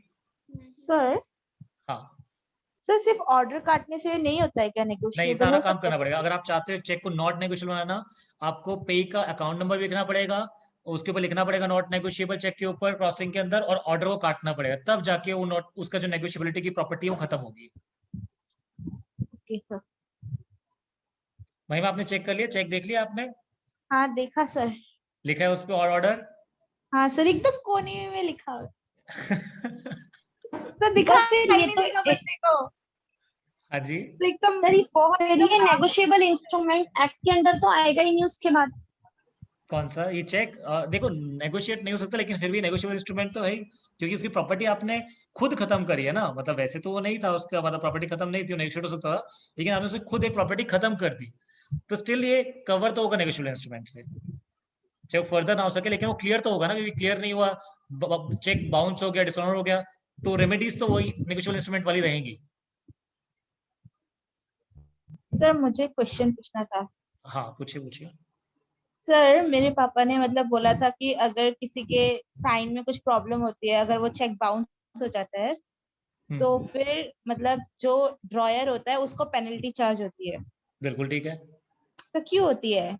अब देखो ना, अब अच्छा, अब एक चेक, जब एक चेक देते हो साइन करे किसी को, तो उसमें क्या बहुत बड़ा प्रोसेस है जो मैंने आपको बताया। हाँ सर। तो वो पूरा प्रोसेस होता है, तो कहीं ना कहीं पैसा वो आपको फ्री में सर्विस मिल रही है, लेकिन फिर आपका चेक नहीं क्लियर होता। क्यों? क्योंकि उसमें चेक मिसमैच हो जाता है। वो तो वो चार्जेस लेंगे नहीं लेंगे? लेंगे। बिल्कुल लेंगे। कोई आपके लिए सर्विस दे रहा है, उसमें वो भी फ्री में दे रहा है, उसके बाद भी आप ऐसे कर रहे हो, तो चार्ज करेगा फिर उसके बाद वो आपसे। सर जो लोग ज्यादातर साइन नहीं करते उनके साथ तो ऐसा हो सकता है ना? नहीं बेटा, नहीं होता जनरली। सर मतलब मेरे नहीं। को ही पापा ने बोला था कि प्रेरणा ट्यूटोरियल्स में लाइक चेक पे करना था, तो मेरे अकाउंट से जाना था, तो मुझे सर सिग्नेचर करने की हैबिट थी, तो पापा ने मुझे लाइक 2 बार टोका था इस बात की। हाँ तो चार्जेस तो देने पड़ेंगे फिर, अगर आप नहीं कर पाओगे ऐसा, तो यू हैव टू सर पे तो द चार्ज। सिग्नेचर करने की आदत नहीं होती है तब। तो आदत बनाओ, नहीं तो पैसा दो, बहुत सिंपल है। यू पे मनी और you make this as habit. Okay sir. Sir हाँ जी। सर अगर वो चेक में अगर क्रॉस नहीं करके सिर्फ बैंक का नाम लिख दे तभी तो क्रॉसिंग नहीं मानेंगे ना? देखो मैं आपको बताता हूँ उसका भी एक, रुकिए रुकिए रुकिए। अच्छा, एक नया चीज की पूछा शिश ने, देखिए ध्यान दीजिएगा, मैं इसका भी आपको जवाब देता हूँ। मैं एक और चेक बनाता हूँ, पूरा तो चेक नहीं बनाता, अब आपको थोड़ा क्लियर हो गया। यहाँ मैंने क्रॉसिंग करके लिख दिया PNB बैंक, मतलब ये HDFC का चेक है, लेकिन यहाँ मैं क्रॉसिंग करके I wrote the name of the bank here in the crossing. तो अब ये पेमेंट बैंकर किसी भी बैंक को पे करेगा, या सिर्फ PNB बैंक लेने आएगा पैसा, कलेक्टिंग बैंकर PNB बैंक वो तो ही पे करेगा? PNB बैंक में PNB बैंक। तो अगर आप इसको ऐसा लिख दोगे, मतलब this is known as special crossing, मतलब इज जस्ट ये आपके कोर्स में नॉलेज के लिए बता रहा हूँ आपको, इसको बोलते हैं स्पेशल क्रॉसिंग। तो स्पेशल क्रॉसिंग मतलब क्या होता है, जहाँ आप उसका ना बैंक का नाम डाल देते हो उसके अंदर। तो यहाँ पर ड्रॉवर ये बोल रहा है, मतलब drawer is giving an kind of giving an instruction to its payment banker that pay only to the banker I am marking in the crossing, और किसी को पे नहीं करना। तो इस चेक के अंदर collecting banker can only be PNB। हाँ, अगर आपने सिर्फ क्रॉसिंग किया लेकिन इसके अंदर किसी का बैंक का नाम नहीं लिखा, तो collecting banker can be any bank, और कोई स्पेसिफिक बैंक होना चाहिए, एनी बैंक। लेकिन अगर आपने क्रॉसिंग करके उसके अंदर नाम लिख दिया ICICI, तो यहां पर कलेक्टिंग बैंकर सिर्फ और सिर्फ कौन होगा? ICICI होगा, और कोई नहीं हो सकता। पेमेंट बैंकर क्लियर नहीं करेगा इस चेक को। मतलब लेट सपोज करो क्रॉसिंग में ICICI बैंक लिखा है और PNB बैंक कलेक्टिंग बैंकर बन के चला गया टू द HDFC पैसे दे दे, तो HDFC क्लियर नहीं करेगा पैसे को, पैसा नहीं देगा, वो कहेगा ICICI आएगा मांगने तो ही दूंगा, नहीं तो नहीं दूंगा। और सर अगर अकाउंट पे लिख दे तो अकाउंट पे चेक हो जाएगा ना? हाँ करेक्ट। Okay sir. अब क्लियर हो गया चेक का? तो आई थिंक तीनों बातें हमने क्लियर कर ली, बेसिक बातें रिगार्डिंग क्या होता है प्रॉमिसरी नोट, क्या होता है बिल ऑफ एक्सचेंज, क्या होता है चेक। हाँ जी नसरीन कुछ पूछना चाहती हैं? सर जैसे कि सृष्टि ने बोला वहाँ पे क्रॉस के बीच में हम लोग अगर बैंक मतलब कलेक्टिंग बैंकर का नाम लिख दे तो वो स्पेशल बैंक हो जाएगा, स्पेशल चेक हो जाएगा ना? Special crossing. हाँ स्पेशल क्रॉसिंग। अगर हम लोग फर्दर नेगोशिएबल नहीं होने के लिए कल मतलब जिसको पैसा पे कर रहे हैं हम लोग उसका अकाउंट नंबर लिख देने से वो अकाउंट पे ही चेक हो जाएगा। हाँ हाँ बिल्कुल, मतलब आप क्रॉसिंग में बैंक एक और क्रॉस करके आप नॉट नेगोशिएबल भी लिख सकते हो, एक और क्रॉस करके आप अकाउंट पे भी लिख सकते हो, तो बहुत तरह की क्रॉसिंग हो सकती है चेक के अंदर, अलाउड है ये, दीज आर अलाउड। सर हाँ सर क्रॉस कर दिया तो अकाउंट पे ही हो गया ना? क्रॉस करने का देखो मतलब सिर्फ देखो, क्रॉस करने का मतलब है collection would only made by a banker, और कुछ मतलब नहीं है। अकाउंट पेई का मतलब है कि कलेक्टिंग बैंकर सिर्फ पेई का जब नाम लिखा उसको देगा और किसी को नहीं देगा। आप समझिए, थोड़ा सा डिफर करता है बस। Crossing collection can only made by a banker, समझ गया सर। और बैंकर सिर्फ जिसको अकाउंट में नाम लिखा उसको देगा और किसी को नहीं देगा, वो वाला बात है बस। पेई को देगा और किसी को नहीं देगा। हाँ sir. I hope this is clear, right? Sir अगर ऐसा होगा तब तो फिर आपको नेगोशिएबल करने ही नहीं मिलता। हाँ बिल्कुल बिल्कुल। देखो आप पेई का नाम अगर देखो, अगर आप चाहते हो नॉट नेगोशिएबल करना, मैं दोबारा रिपीट कर रहा हूँ, let me repeat it again. अगर आप चाहते हो एक चेक नॉट नेगोशिएबल हो जाए, वो तभी होगा, कभी होगा, ध्यान से, जब आपने क्रॉसिंग करके नॉट नेगोशिएबल लिख दिया, पेई का अकाउंट नंबर लिख दिया, नाम से नहीं चलेगा, नाम लिख दिया और ऑर्डर काट दिया, ये तीन काम करोगे तब वो नेगोशिएट नहीं हो सकता, तीनों काम होने चाहिए ये। सर मैं वो नहीं बोल रही, वो हाँ समझ आया आपने बोला था पहले। Correct correct. सर अभी आपने बोला ना कि जो 2 डैश लगाते हैं चेक के ऊपर, क्रॉसिंग करेक्ट। जो डैश लगाते हैं, हाँ क्रॉसिंग लगाते हैं, तो हाँ डैश क्यों बोला बेटा? उसका मतलब क्रॉसिंग होता है कि सर क्रॉसिंग लगाते हैं तो उसका हाँ मतलब होता है कि उसके बैंक में जाना चाहिए, मतलब bank should be the receiver and जिसका हाँ नाम है उसको मिलना चाहिए। हाँ, वो नाम पेई को मिलना चाहिए, बस पेई को, पेई तो कोई हाँ भी हो सर सकता है ना। पेई को मिलना चाहिए ना। Correct correct. तो फिर सर ये इसमें फिर नेगोशिएबल का सिचुएशन कहाँ उठता है? लाइक क्यों नहीं बैंक उठेगा? पे तो पेई, जाएगा ना। अगर अगर अंकुर ने लिख दिया नेगोशिएट टू अंशुमन, तो पेई कौन हो जाएगा? अंशुमन, अंशुमन को पे हो जाएगा वो। हाँ सर वही तो मैंने बोला कि सपोज जिसका नाम अंशुमन लिखा हुआ है तो अंशुमन ही तो पेई होगा ना, तो आप बोल रहे थे कि ये कोई और भी ले सकता है। हाँ मैंने वही बोला कैसे? ना बेटा, लेट सपोज करो, मैं दोबारा आपको शायद मैं आपको क्वेश्चन समझ गया, मैं एक बार रिपीट करता हूँ आपको। लेट सपोज करो चेक बना, यहाँ पे आपने लिख दिया पे टू मिस्टर ए, करेक्ट, यहाँ पे क्रॉसिंग करके आपने अकाउंट पे लिख दिया, करेक्ट, यही हुआ। तो अकाउंट पे आपने तो बोला था ना क्रॉसिंग मतलब तो अकाउंट पे ही होता है। नहीं नहीं नहीं नहीं नहीं नहीं नहीं, लेट मी रिपीट महिमा। क्रॉसिंग मतलब कलेक्शन सिर्फ एक बैंक करेगा। ओके क्रॉसिंग मतलब collection from the payment banker can only be made by a banker, बस ये मतलब है क्रॉसिंग, और कोई मतलब नहीं क्रॉसिंग का। और मिस्टर ए को मिलेगा, यही मतलब है? मिस्टर ए को तब मिलेगा अगर यहाँ पे लिखा है अकाउंट पे, और इसने किसी को आगे नेगोशिएट नहीं कर रखा तो। ओके अब आ गया। आ गया ना?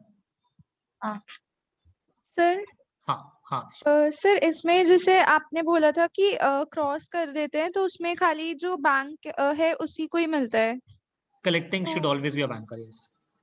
तो सर फिर उसमें क्रॉस करके वो नाम बैंक का नाम लिखने की क्या जरूरत है, जैसे अभी आपने PNB बैंक वाला बताया था मत तो। करो, इज जस्ट, देखो लॉ ने वो दिए आपको एक ऑप्शंस दिए, आप मत करो, मतलब कोई जरूरी नहीं है, लेकिन अगर आप चाहते हो कि ऐसा, जैसे लेट्स सपोज करो आप चाहते हो, जैसे आप HDFC हो, आपके अकाउंट में HDFC है, and you only like to deal with private bankers, मतलब आप नहीं चाहते कि कोई भी non government banker, sorry government bank के साथ डील करो, तो आप जनरली ऐसा कर देते हो। ऑप्शन है, मत करो। सर बट अगर हमने क्रॉस कर ही दिया है तब तो वो फिर एक स्पेसिफिक बैंक में ही पे करेगा ना, वो तो नहीं, सिर्फ क्रॉसिंग तो एनी बैंकर कैन कलेक्ट ना अभी। लेकिन लेट्स सपोज करो मैं मेरे को सिर्फ एक HDFC और ICICI पसंद है बस, और कोई पसंद ही नहीं है, तो मैं हमेशा यहाँ पे ICICI लिखता हूँ, मतलब जैसे कि इसको चेक देता हूँ ICICI लिख देता हूँ। तो मैं चाहता हूँ कि हमेशा collecting banker should always be the ICICI, और कोई हो ही ना, वो आपका सर मर्जी है। सर और अगर जैसे मिस्टर ए को हमें पे करना है और उसका अकाउंट ही नहीं है ICICI में, तो फिर उसको खुलवाना पड़ेगा, ओपन कराना पड़ेगा, या फिर उसको ICICI के पास जाकर पर्टिकुलरली उसको रिक्वेस्ट करनी पड़ेगी कि उसके लिए वो चार्ज ले लेगा थोड़ा सा उससे, तो ICICI उसके ब्याह पे जाकर उसके लिए पैसे इकट्ठा करके उसको दे देगा। ओके सर्विस है, sir, just service to our bank. हाँ, ओके सर। लेकिन मैं इससे एक और बात भी क्लियर कर सकता हूँ आपके लिए, शायद एक बेसिक सी चीज भी। ये जो चेक ले रहा है उसको पैसा लेना है या देना है? What do you think? जो जिसका पे का नाम है वो पैसा लेने वाला है देने वाला है? पैसा लेने वाला है वो, करेक्ट।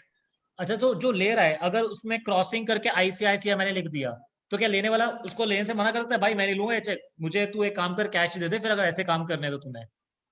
हाँ सर। हाँ बिल्कुल करेक्ट। ये तो एक अंडरस्टैंडिंग भी तो होगी ना दो लोग के बीच में, डेटर क्रेडिटर के बीच की अंडरस्टैंडिंग भी तो होगी ना, कि कैसे क्रॉसिंग की जाएगी, कैसे क्रॉसिंग नहीं की जाएगी।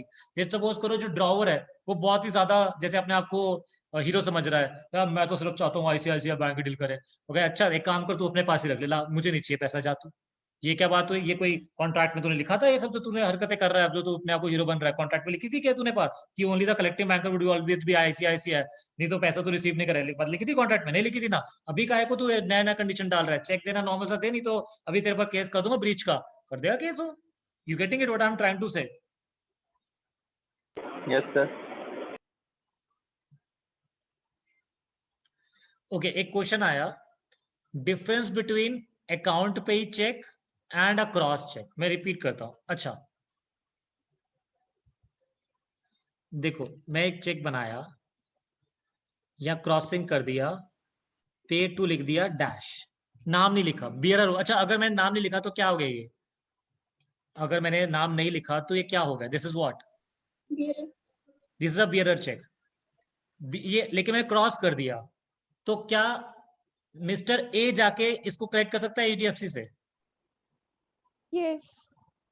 मिस्टर ए जाकर कलेक्ट कर सकता है? दिशा ध्यान से बेटा, क्रॉसिंग है इस पे। No no sir. नहीं कर सकता ना बेटा, क्रॉसिंग नो है। Sir, only banker. कोई बैंकर ही सर पर्सन फिर इन बैंक। क्रॉसिंग बैंकर करेगा सर, वो कलेक्टिंग बैंकर बन जाएगा। करेक्ट। हाँ दिशा कुछ बोल रही है, दिशा बोलिए। सर पर क्रॉसिंग मतलब तो ये होता है ना कि खाली वो बैंक ही कलेक्ट करेगा उसकी। करेक्ट, तो मिस्टर, वही मैंने बोला ना दिशा, मिस्टर ए जाके कलेक्ट कर सकता है? नो। अच्छा मतलब मिस्टर ए बैंक के बैंक में तो जाके कर ही सकता है ना। हाँ बैंक के थ्रू बैंक जाके में कर तो सकता है। हाँ। याद क्लियर हुआ आपको? अच्छा, यस सर। अभी ये बियरर चेक है, अभी ये बियरर चेक है, ये सिर्फ क्रॉस्ड है, इसका मतलब क्या? What is this thing? क्या मिस्टर ए जाके कर सकता है?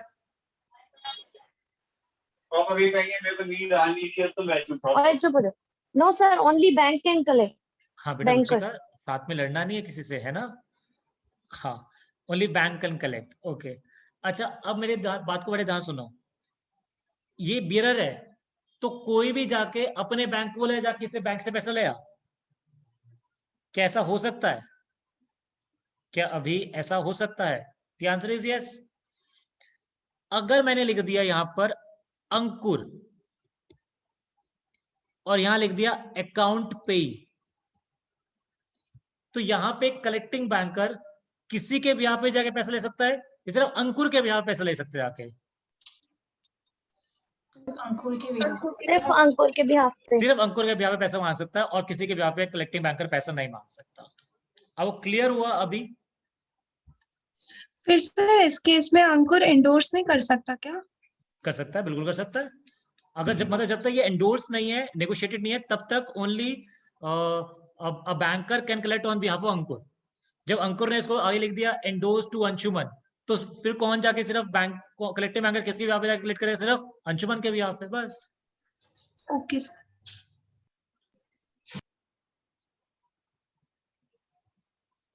डन। कोई और चेक में कोई डाउट? मतलब I tried my level best आपको प्रैक्टिकली हर चीज बता सकूं।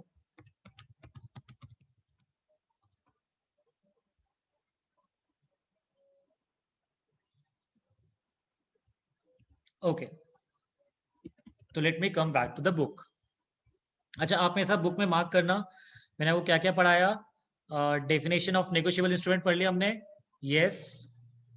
सेक्शन 4 पढ़ा हमने, यस। सेक्शन 5 पढ़ा हमने, यस। ये वाला इसका प्रॉपर्टीज भी पढ़ लिया एक तरह से, और चेक का भी हमने पढ़ लिया, करेक्ट। और अभी तक इसमें कुछ नहीं पढ़ा। कुछ छोटी छोटी चीजें मैं पढ़ाऊंगा आपको आज, और क्योंकि एक कंसेप्ट है बहुत अच्छा, वो मैं कल स्टार्ट करूंगा, आज नहीं स्टार्ट करूंगा आज। लेकिन कुछ छोटी छोटी चीजें हैं जो आज हम लोग पढ़ सकते हैं, जैसे कि क्या मैं आपको बताता हूँ।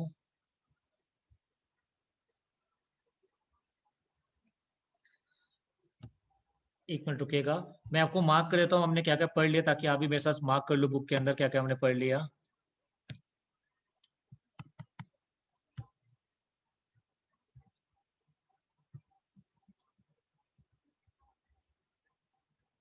ये हमने रीड कर लिया, ये पूरा चीज। उसके अलावा ये रीड कर लिया हमने, सेक्शन 4। किसी करेक्टरिस्टिक भी हमने पढ़ ली है।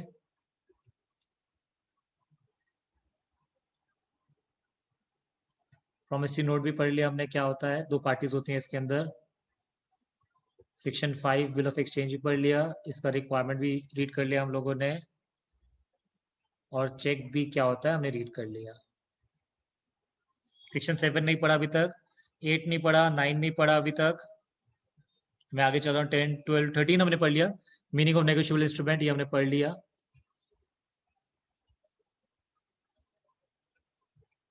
नेगोशिएशन क्या होता है वो पढ़ लिया हमने, नेगोशिएट मतलब डिलीवर करना, ट्रांसफर करना, ये हमने पढ़ लिया।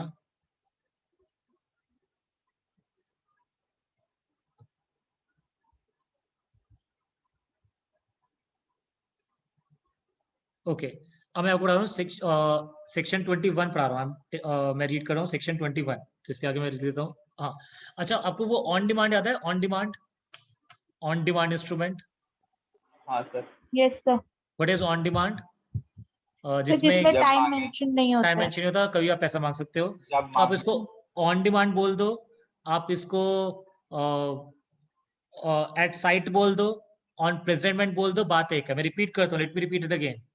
On demand, at sight, on presentment, तीनों का मीनिंग सेम है। मैं रिपीट करता हूँ, let me repeat it again. At sight, on presentment, on demand, तीनों का मीनिंग क्या है? सेम है। एक नया वर्ड आ रहा है, आफ्टर साइट। बहुत ध्यान सुना, बहुत ध्यान से। जो टाइम पीरियड, मैं टाइम इंस्ट्रूमेंट की बात कर रहा हूं, और जब मैं टाइम इंस्ट्रूमेंट की बात करूंगा तो क्या मैं चेक की बात करूंगा नहीं करूंगा? पहले तो ये बताओ।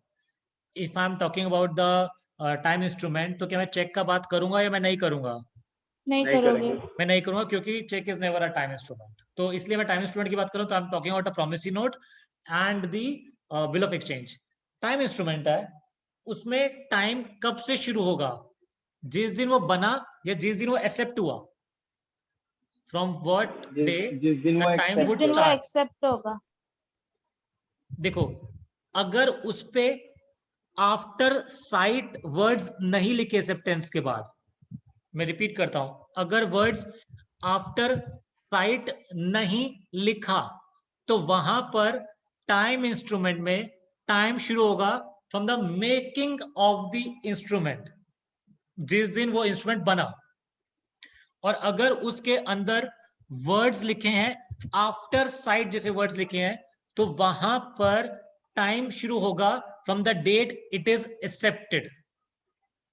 Correct. Let me repeat it again, फिर मैं डाउट ले लूंगा आपके। सबसे पहले on demand, at on presentment, at sight, इन तीनों का मतलब एक है।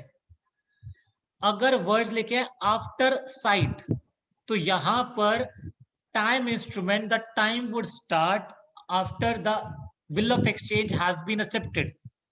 अगर आफ्टर साइट वर्ड्स नहीं लिखे हैं तो it means that the time would start from the day of the making of that negotiable instrument. हाँ जी महिमा पूछिए। सर हाँ सर आपने मतलब बोला जैसे आफ्टर साइट लिखा होगा तभी मतलब वो होगा ना, मतलब टाइम स्टार्ट होगा, मतलब टाइम स्टार्ट होगा एक्सेप्टेंस डेट के एक्सेप्ट बाद। के बाद। हाँ तो अगर आफ्टर पर साइट नहीं लिखा तो हाँ, टाइम स्टार्ट हो जाएगा from the date date of of making. Making of the negotiable instrument. हाँ हाँ सर, तो डेट ऑफ मेकिंग से वो 3 इयर्स तक ही एप्लीकेबल रहेगा ना? डेट ऑफ मेकिंग से नहीं बेटा, डेट ऑफ मेकिंग से नहीं, टाइम इंस्ट्रूमेंट है तो जिस दिन वो टाइम खत्म होगा ड्यू होगा उसके 3 साल तक। बहुत ध्यान से देखो, आप महिमा शायद कंफ्यूज हो गए, एक होता है ऑन डिमांड इंस्ट्रूमेंट, एक होता है टाइम इंस्ट्रूमेंट। पहले तो Yes, समझो sir. ये ड्यू कब होते हैं। ऑन डिमांड तो हमेशा ड्यू ही है, बनते ही ड्यू है वो, क्योंकि ऑन डिमांड है। एट साइट तो बनते ड्यू है, ऑन प्रेजेंटमेंट बनते ही ड्यू है। लेकिन टाइम इंस्ट्रूमेंट तो ड्यू तब होगा जब वो टाइम आ जाएगा जो उसमें लिखा है, making of the negotiable instrument नहीं, जो टाइम लिखा है वहां से वो ड्यू होगा, वहां से 3 साल तक वो वैलिड रहता है। Okay sir. करेक्ट। ओके तो मैंने आपको सेक्शन 21 ही पढ़ा दिया, बहुत ही छोटा सा सेक्शन था। I am coming to section 22। हाँ जी नसरीन बताइए। साइट क्लियर नहीं हुआ सर। कौन सा वाला बताइए। Sir after sight. After sight देखो ना, मैं लिख देता हूँ, कोई बात नहीं, I will give an example.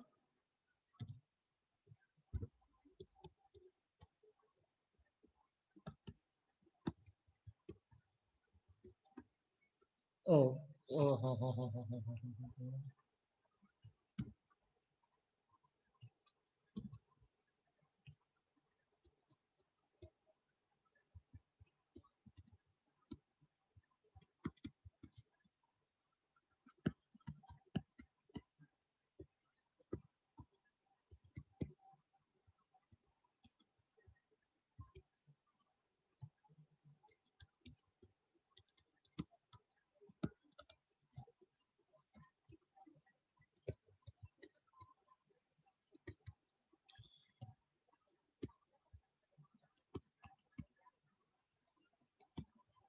Okay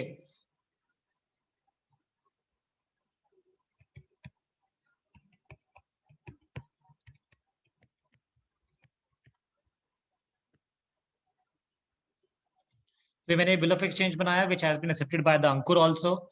पेई इज द अंशुमन, जिसको पैसा मिलेगा 1 महीने के बाद। यहां पर आफ्टर साइट वर्ड्स नहीं लिखा तो यहाँ पे 1 महीना कब से शुरू होगा, 11th ऑफ मई से या फिर 15th ऑफ मई से, जब से वो एक्सेप्ट हुआ। सर 15 15th ऑफ मई से। दोबारा बताइए, क्योंकि जितने आंसर आए वो सब गलत है। यहाँ 11th में से बेटा, ये यहाँ पर कुछ नहीं लिखा तो the time will start from 11th of May. अगर वर्ड्स लिखे हैं आफ्टर साइट, जो ड्रॉवर बनाएगा उसने लिखा इसको आफ्टर साइट। अब यहाँ पर टाइम पीरियड कब से शुरू होगा अगर आफ्टर साइट वर्ड्स लिखे हैं तो 15th में से। अब वो क्लियर हुआ नसरीन? ओके सर मतलब ये ऑन डिमांड हुआ ना? कौन सा ऑन डिमांड हुआ? नहीं रुको कहीं कंफ्यूजन हो गया। कौन सा ऑन डिमांड हुआ? सर आप जो सेक्शन 21 समझाया, हाँ, तो ये डिमांड है ना पूरा। देखो कहीं एक मिनट रुको, देखो ध्यान से। सेक्शन 21 में 2 बातें हैं, एक on demand, at sight, on presentment. इन सबका तो मीनिंग एक ही होता है। करेक्ट। इसमें टाइम मेंशन होगा नहीं, या इसमें 2 डेट्स होंगी या 1 डेट होगी, पहले तो बताना stream. On demand, at sight, on presentment, 1 date या 2 date? 1 date sir, date of making होगा सर। इसमें सिर्फ डेट ऑफ मेकिंग होगा। करेक्ट। अब हम आते हैं टाइम इंस्ट्रूमेंट में। अब टाइम इंस्ट्रूमेंट में एक्सेप्टेंस किस में होती है? प्रोमिसरी, देखो चेक तो भूल ही जाओ। एक्सेप्टेंस किस में होती है? प्रोमिसरी नोट में होती है, बिल ऑफ एक्सचेंज में होती है, दोनों में होती है? बिल ऑफ एक्सचेंज में होता है। बिल ऑफ एक्सचेंज में होता है, तो प्रोमिसरी नोट ही भूल जाओ। तो टाइम इंस्ट्रूमेंट को मैं 2 पार्ट में डिवाइड करता हूँ, ठीक है। उसमें 2 डेट्स होंगी, देयर विल बी 2 डेट्स। एक है आफ्टर साइट वर्ड लिखा है, एक है आफ्टर साइट वर्ड्स नहीं लिखे हैं। तो जहां पर आफ्टर साइट वर्ड लिखे हैं वहां पर कब से टाइम शुरू होगा? जब से वो क्या हुआ, एक्सेप्ट हुआ। और अगर आफ्टर साइट नहीं लिखा तो कब से टाइम शुरू होगा? जब से वो बना। क्लियर है सर अभी। पक्का? पक्का। ओके अच्छा, अब मैं आता हूं सेक्शन नंबर 22 पर। करेक्ट। अच्छा मुझे एक बात बताओ, वो 3 दिन ग्रेस पीरियड के मिलते हैं, सबने पढ़ रखा है, वो किस में मिलते हैं? वो इसमें मिलते हैं ऑन डिमांड, एट साइट और प्रेजेंटमेंट पे, या टाइम इंस्ट्रूमेंट पे? टाइम टाइम इंस्ट्रूमेंट पे। टाइम इंस्ट्रूमेंट पे। टाइम इंस्ट्रूमेंट में, करेक्ट। आपके जो 3 दिन के ग्रेस पीरियड होते हैं वो इधर नहीं होते हैं, वो हमेशा किस में होते हैं? It's always in the time instrument. यहाँ तक क्लियर हो गया आपको? कोई डाउट तो नहीं यहाँ तक? ओके अच्छा, अभी मुझे एक बात और बोलो, टाइम इंस्ट्रूमेंट में 3 दिन के ग्रेस पीरियड होते हैं, वो कब से शुरू होते हैं? जहां से वो खत्म होता है, मतलब जिस दिन वो डेट मैच्योर हो जाता है। मैच्योर होता है वहां से 3 दिन के तक होता है। करेक्ट। अच्छा अगर थर्ड डे पब्लिक हॉलीडे है तो कौन सा दिन लेने होता है? अगला दिन या पहले वाला दिन? अगले दिन। नहीं बेटा, तुम भूल गए, तुम अकाउंट्स भूल गए। तो पहले दिन लेते हैं। हाँ, अगर पब्लिक हॉलीडे पता होता है तो एक दिन पहले वाला होता है। पहले वाला सडन होता है, हॉलीडे और होते तब तो नेक्स्ट डे होता लेते है हैं तो ना। एक दिन पहले next वाले day दिन। वाला होता है। देखो, लड़ो मत, एक तो सब शांत हो जाए। पहले सारे म्यूट करो अपने आप को, म्यूट करो बेटा, म्यूट करो सब। शांति शांति। पहले मैं बोलता हूँ, बोलने दो मुझे। अगर अगर जिस दिन ग्रेस पीरियड को मिलाकर डेट जो आता है वो पब्लिक हॉलीडे होता है और पता होता है, तो एक दिन पहले वाला लेते हैं। अभी लड़ना मत। अगर अचानक से छुट्टी होती है जो गवर्नमेंट डिक्लेयर करती है तो वहां पर एक दिन बाद होता है। करेक्ट। अब कोई डाउट है तो बताओ, हाथ उठा के। नरसिन हाथ उठाओ बेटा पहले। सर डाउट नहीं है, मैं भी यही बोल रही थी। डाउट नहीं है सर। नहीं है, ओके। अच्छा ये बोला था आपने, ठीक है क्लियर हो गया। ओके हाँ अच्छा, और ग्रेस पीरियड वाला हमने पढ़ लिया। एक छोटा सा बात और, मंथ के बहुत सारे एग्जाम्पल है क्योंकि मंथ में दिक्कत आता है। अच्छा अगर मैं आपको लिखता हूं, आप मुझे बताएं ड्यू डेट क्या होगा। मैंने 11 मई को बिल बनाया, आफ्टर साइट वर्ड्स नहीं है, 11 मई को बस बिल बना दिया और लिखा 1 मंथ, आफ्टर साइट नहीं है, तो मतलब एक्सेप्टेंस का कोई फर्क नहीं पड़ता कब हुआ कब नहीं हुआ। यहां पर ड्यू डेट कब आएगा? पहले हाथ उठा के जवाब देना मुझे, ड्यू डेट कब आएगा? 1 मंथ। हाथ उठा के ड्यू डेट कब आएगा? पीयूष बताएंगे। हाँ पीयूष बताइए। 14 जून सर। 14th ऑफ मई कैसे किया? 11th मई था, एक महीना। जून सर, 14th ऑफ जून। 14 जून, तो एक महीना कैसे कर लेंगे? 11th में नेक्स्ट मंथ अपने आप कौन सा हो जाएगा? 11th of June. मतलब आपको नंबर ऑफ डेज काउंट नहीं करने, सीधा एक महीना आगे ले जाओ, 11 जून हो जाएगा। 11 जून से कितने दिन ऐड कर दो ग्रेस पीरियड? कोई टाइम इंस्ट्रूमेंट है 3 दिन, तो 12, 12, 13 एंड 14, तो 14th June is the right answer. अब वो क्लियर हुआ नहीं हुआ? किसी को डाउट यहां तक? नहीं सर। हाथ नीचे कर लो सारे के सारे फटाफट से। अब नया क्वेश्चन,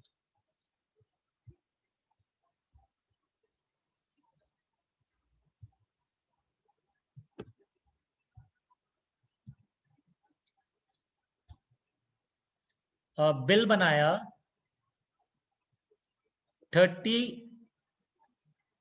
जनवरी को, जनवरी, it's not a leap year, it's not a leap year है ना, तो मैं लिख रहा हूँ 2021 को बनाया, लीप ईयर नहीं है ये। 1 मंथ टाइम पीरियड डाल दिया। ड्यू डेट बताओ बेटा मुझे, हाथ उठा के ड्यू डेट बताओ। और कैसे आएगा ड्यू डेट वही बताने का साथ में। सोनू कुमार बताएंगे। हाँ जी सोनू बताइए।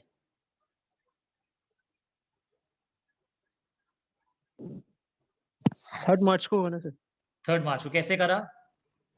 28 फेब तो लीप ईयर पहले है नहीं सर।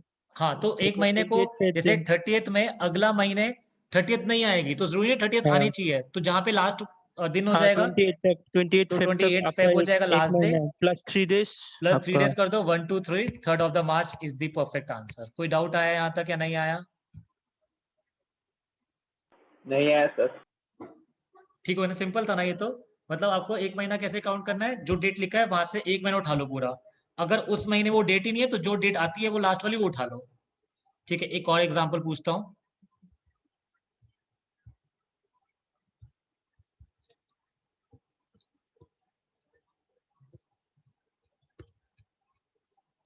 थर्टी फर्स्ट में 2021 को बनाया 1 मंथ,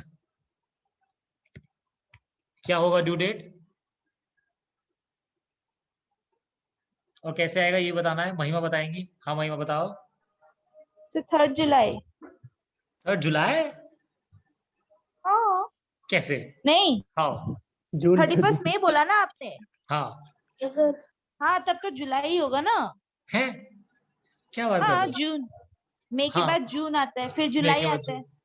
हाँ तो जुलाई कौन सा? 3rd जुलाई। हाँ तो ये बोलो ना। हाँ तो वही बोला था ना। अच्छा ओके ठीक है।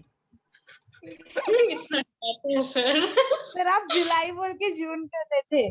नहीं नहीं, मैं बोलने वाला था कि तुम 31st में है तो बोलो 30th जून को एक पूरा महीना खत्म होगा और फिर 30th जून से 3 दिन ऐड कर लो, 1 2 3 3rd of July is the right answer. अब वो क्लियर हो गया नहीं हो गया ये? तो हमने ये भी पढ़ लिया और 23 भी रीड कर लेना, ये सारे एग्जांपल्स यहाँ पे लिखे हुए हैं। 24th भी लिखना है, डेज के हिसाब से है ये।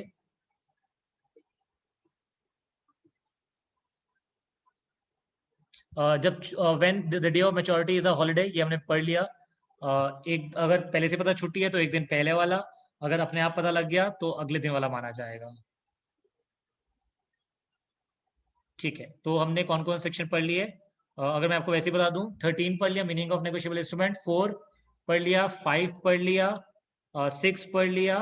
उसके बाद आज कौन कौन सा पढ़ा हम लोगों ने? 21st पढ़ा, 22nd पढ़ लिया, 23rd, 24th, 25th, बस यहाँ तक पढ़ा और हम यहीं तक पढ़ेंगे आज। Thank you sir.